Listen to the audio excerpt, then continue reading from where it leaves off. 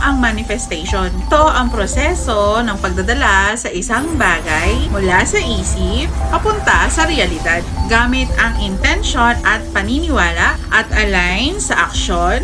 Pwede mong ma-attract ang love or pera or kahit anong goal mo.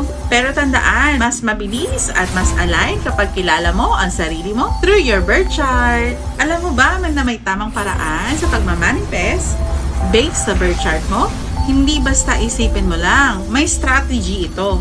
Kung lagi kang nagmamanifest at parang walang nangyayari, baka mali ang timing mo. Baka kailangan mo rin kilalanin ang sarili mo based sa birth chart mo. Yung iba, wish ng wish, pero ako, I manifest with my astrology chart. Kaya mas align at mabilis dumating. Gusto mo rin bang malaman kung paano magagamit ang birth chart mo? Iba-iba tayo ng paraan sa pagmamanifest. Ang Sagittarius, kailangan ng vision. Ang Virgo, kailangan naman ng detalye. Kaya, mahalagang alam mo ang birth chart mo.